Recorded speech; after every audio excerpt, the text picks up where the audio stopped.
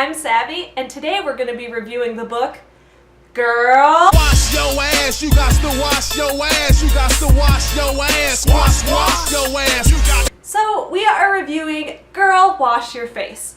Now, I personally don't wash my face. I mean, I do shower every now and again. Like, I shower a couple times a week, don't worry. All the reviews I could find on YouTube of this book were overwhelmingly positive.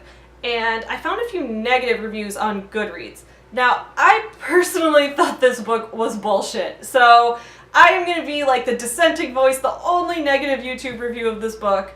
And if you liked this book, if this book inspired you, if it made you feel like a better person or a better mom or whatever, like, good for you. I genuinely hope you enjoyed it. I'm not here to like yuck your yum or whatever, but I personally thought this book was really bad, and I'm going to explain why. So I do respect the fact that Rachel is a really successful entrepreneur. She started up her own social media company and her event planning company, and she made a lot of money doing that and rose to the top, and I think that is fabulous. This book I did not think worked. And the main reason for that is that Rachel is trying so hard to make herself #relatable. So I actually listened to this book on Audible, so I'm going to play you guys a couple clips of things that really bothered me in this book, and we're going to start with the first point where I realized that Rachel was super out of touch.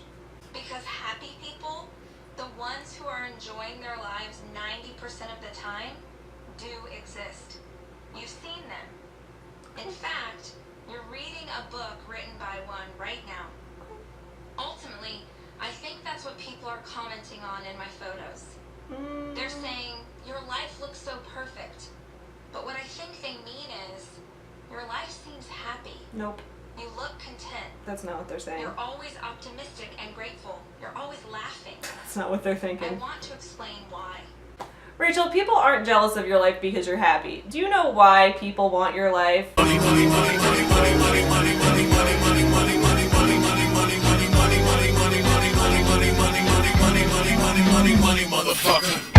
Money on my motherfucking mind. Cut 5 haircuts at the same time. Rachel, you have a lot of money. That's why they're commenting saying, how can I have your life? Not like, wow, girl, you look happy. Like, wow, girl, you're not living in poverty. That's fucking amazing. That's why people are like, how do you not know that? What if a friend from work was constantly starting something new? Every 3 Mondays, she announced a new diet or goal, and then 2 weeks later, it just ended.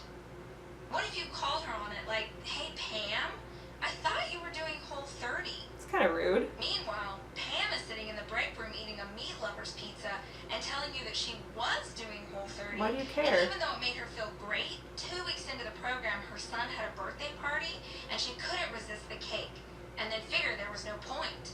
She Now deserves she's paying cake. back the pounds she lost, plus a few extra. Y'all, would you respect her? Of course. This woman who starts and stops over and over again? Would you count on Pam or the friend who keeps blowing you off for stupid reasons? They're not the same person. Would you trust them when they committed to something? Of course I trust Would you Pam. believe them when they committed to you? Pam's a liar now? No. No way. What? At that level of... What?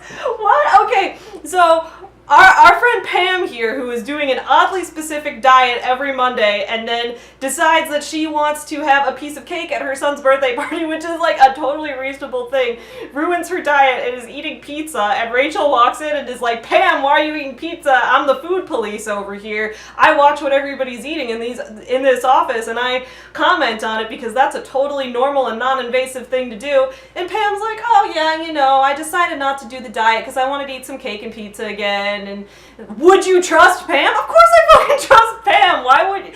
Oh my god, like, Rachel, this situation is so oddly specific that I'm kind of worried that like did Pam hurt you? Rachel, are you okay? Like, did Pam do something? Like, you can tell me.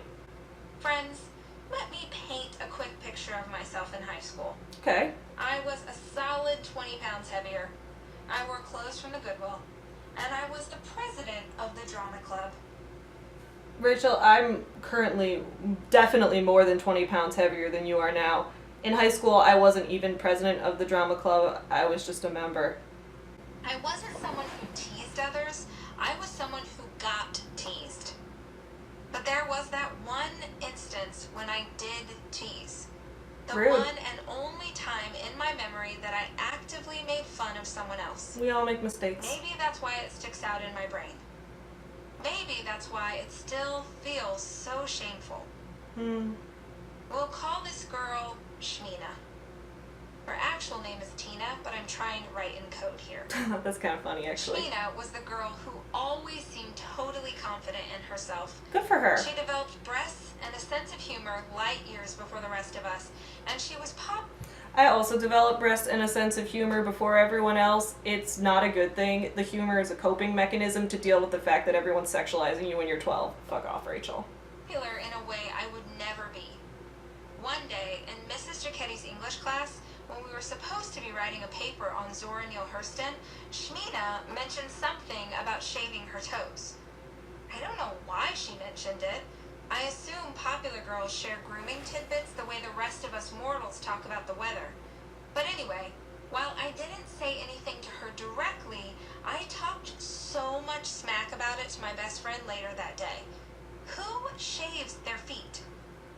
Do people do that? Do people like? I don't care if you shave your feet. Like, do whatever makes you happy. If you want silky smooth toes, go ahead. But like, I don't think that's smack, is it? Like, I've never heard of that. Importantly, who has hairy digits in need of shaving? Some people. Shmina clearly has some kind of glandular disease she's not coping to. What a ridiculous conversation.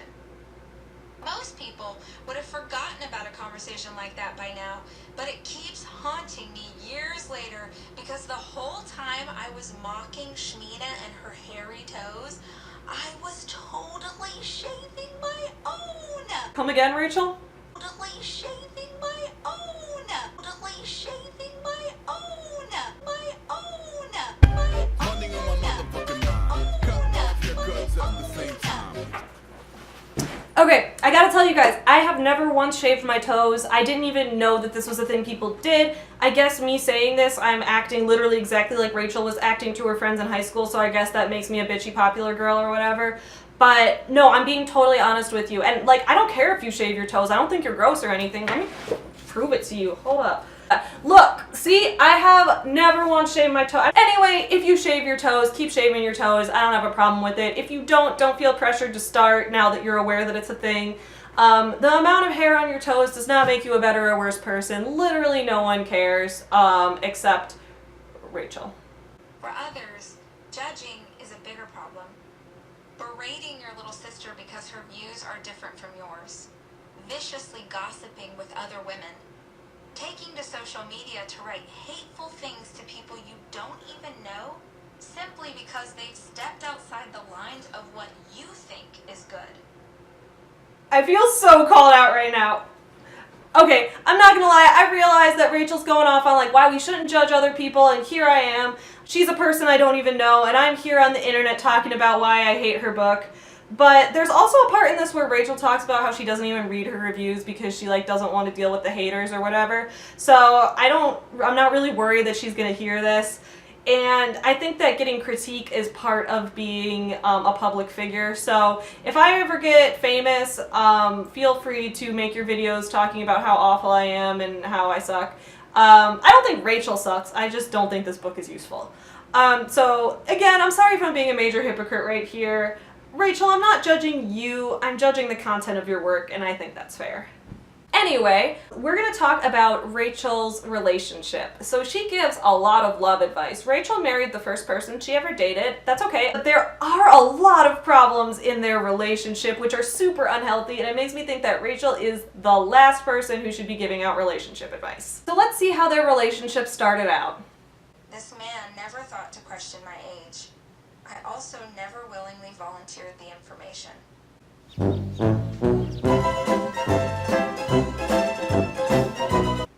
were seated at a table. We ordered a bottle of wine. I hope you're not one of those girls who's afraid to eat on a date. He left.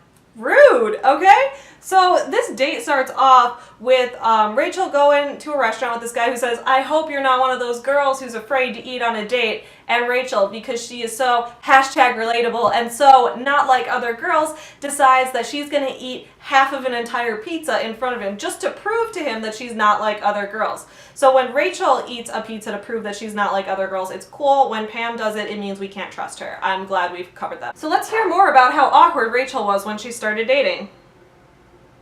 On the rare occasions when I'd meet up with him at a bar and his friends would ignore me, or worse, refer to me only as the 19-year-old, and he wouldn't say anything to stop them, I made excuses. I was like the overweight girl at school who makes fun of herself before anyone else can. I thought we weren't supposed to judge other girls, Rachel. Why are we judging the overweight girl? Overweight does not mean insecure. Toward the end of that year, when his company moved him to another state and our already tenuous relationship was threatened, my virginity went from technical to non-existent. It was the last, best way I could think of to hold on to him. Whoa, whoa, okay. So Rachel is this Christian girl and she doesn't want to have sex with him yet, and then she talks about how when he's moving, she's like, oh my god, our relationship's not good, he might leave me unless I have sex with him, so she has sex with him just to keep him. What a healthy fucking relationship. Also throughout this chapter, Rachel keeps talking about how she was technically a virgin. She'll be like, I stayed over at his apartment every night. We weren't technically having sex. My virginity went from technical to non-existent. What is technically a virgin? Rachel. Are you saying that you were using the poop hole loophole? I was right. You do need to Wash your ass, you got to wash your ass. Alright, so I've ranted about this book for long enough. I'm gonna talk about a couple things that I liked in it. One thing is that Rachel mentions that if you're depressed or you have anxiety or you're going through these problems, she recommends going to therapy. I think this is a healthy approach to take in these situations. Overall, her book is like, you're responsible for your own destiny, take control of your life. But she's like, if you actually have a legitimate mental illness, go to therapy, work on it.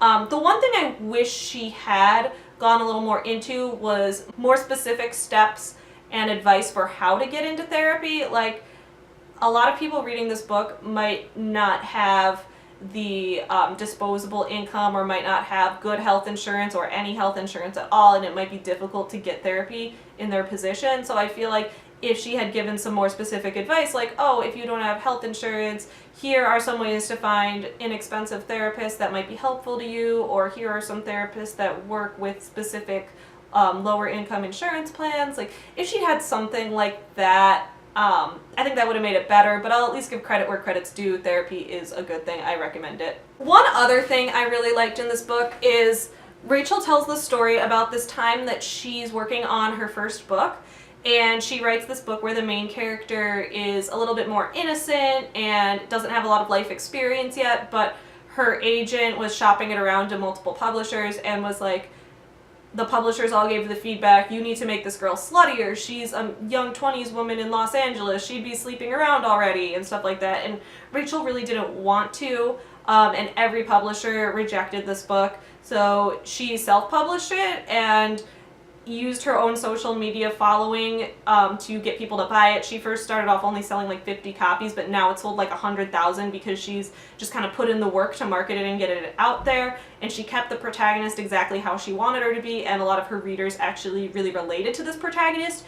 So I thought that was an amazing story of like, stay true to yourself, write what you want to, have creative freedom, don't let publishers gatekeep you and tell you what you can and can't put out into the world. If you have a story you want to tell, you tell that story and you'll find the readers that want to hear it. And I thought that was like a really beautiful message, and it's something that I personally really, really believe in. So good for you, Rachel. I really, really like that story.